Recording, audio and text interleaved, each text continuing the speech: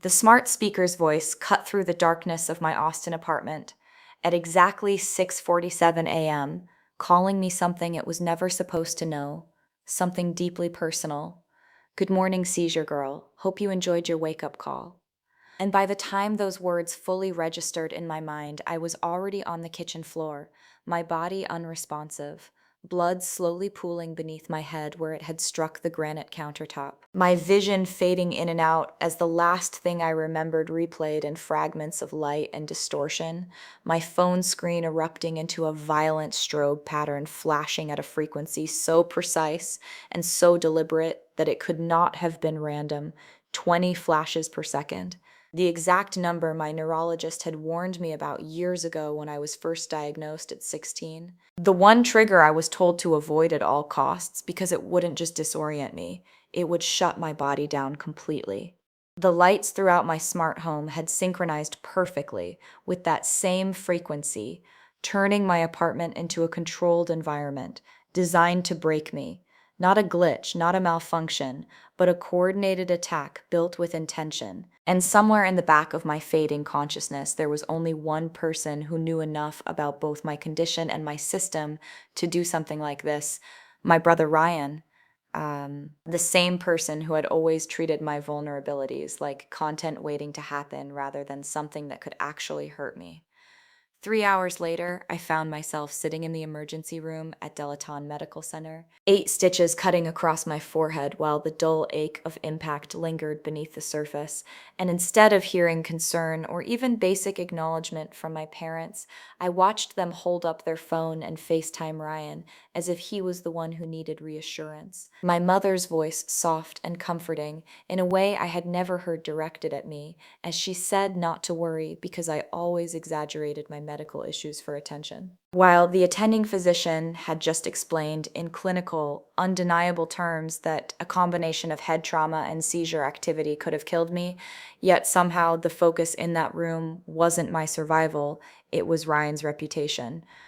I tried to anchor myself in logic, forcing the words out slowly as I told them he had hacked my system and that none of this was accidental. But my father barely reacted, scrolling through Ryan's latest online engagement as if that held more relevance than the fact that I was sitting there injured, and he dismissed it the same way he always had, calling it another one of Ryan's harmless pranks and reminding me of how sensitive I had always been, which pulled me instantly back into memories. I had spent years trying to rationalize moments where the pattern had always been the same, where my loss somehow translated into his gain.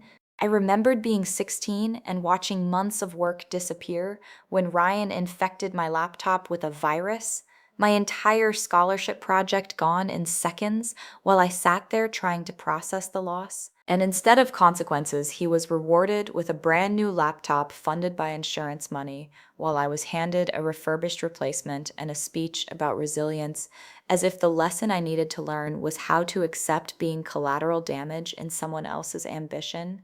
And that same dynamic followed me into adulthood, where even my achievements were reframed as background noise for his performance. When I graduated at the top of my class from UT Austin with a computer science degree, something I had worked toward for years with discipline and consistency, my family chose to turn that moment into content for Ryan's audience, filming his reaction as he mocked the time it took me to get there while comparing it to his own success story of dropping out and making money online. And while thousands of people laughed along with him, I stood there realizing that in their eyes, my effort would always be secondary to his entertainment value. Um, at 29, I had built a life that made sense to me, working as a cybersecurity engineer at CyberShield Security, living in a converted warehouse in East Austin, driving a car I owned outright, and designing a smart home system that reflected everything. I knew about digital protection and control, but what I hadn't accounted for was someone who understood me well enough to turn that system against me, not through brute force, but through patience and observation. That night, I opened my router logs with the kind of focus that had defined my career. And what I found wasn't random noise, but a pattern so structured it almost felt like a blueprint. 47 unauthorized access sessions over 2 months, all traced back to a single IP address in Dallas, Ryan's location, with the most recent login occurring just hours before the attack, which meant someone hadn't just accessed my system, they had studied it, mapped it, and rehearsed it until execution was guaranteed. The group chat notification that followed only confirmed what the data already suggested. Ryan joking about my fall minutes after it happened, before anyone had even contacted him, which meant he wasn't reacting to information, he was observing it in real time. And when I matched the timestamps to the logs, the conclusion became unavoidable. He hadn't just triggered the event, he had watched it unfold. The next morning, when his video went live, the scale of it shifted from personal betrayal to public exploitation. Millions of viewers watching a curated version of my worst moment, edited to look exaggerated and dismissible, while buried within those frames was the one thing he hadn't accounted for: proof hidden in plain sight, a brief reflection of his phone screen showing my system under his control. By the time I was called into the conference room at work, the damage had already spread beyond my personal life. Executives questioning my credibility, clients losing confidence, everything I had built being quietly placed under doubt. And while they framed it as a reputational issue, I understood it for what it was: an attack that needed evidence to be exposed for what it truly was. Sunday dinner became something else entirely, not family, but judgment. A room full of people who had already decided I was the problem before hearing a single fact. Voices telling me to let it go, to stop being dramatic, to protect Ryan's image instead of my own safety. Niece, and for the first time in my life, I didn't shrink. I stood up. When I said the word assault out loud, it changed the air in the room, not because they agreed, but because they didn't want to hear it. And when my father told me his career mattered more than my pain, something inside me finally settled into clarity.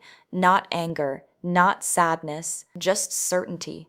Deal, I said, and I walked out of that house without looking back. Working with Sarah Martinez turned everything into structure. Evidence replacing emotion, strategy replacing confusion, while Detective Wong's findings confirmed what I already knew deep down: that this wasn't a prank, it was planned, researched, and executed with intent to harm. The surveillance footage placed him there physically, not just behind a screen, but outside my home in the middle of the night, preparing, testing, ensuring the outcome he wanted would happen exactly as planned, and with every new piece of evidence, the truth became impossible to deny. The final confrontation wasn't loud, it was precise. Each piece of proof laid out in sequence until silence filled the room where denial used to live. I didn't raise my voice, I didn't need to, because the truth carried enough weight on its own. "You didn't prank me," I said. "You tried to kill me." Months later, when everything was over and the consequences had settled into reality, it didn't feel like victory the way people imagine it. It felt like breathing again after being held underwater for too long. I built something new from everything that had been broken, turning knowledge into protection, turning experience into purpose, creating systems that couldn't be used against me again, and helping others who didn't yet realize they were vulnerable in the same way I had been. And now, when I stand in a space that answers only to me, surrounded by systems that obey only authorized intent, I understand something I didn't before: that security isn't just about technology. It's about knowing when trust has been compromised and having the strength to rebuild without it. Because sometimes the greatest threat isn't a stranger, it's the person who knows exactly how to break you and chooses to do it anyway.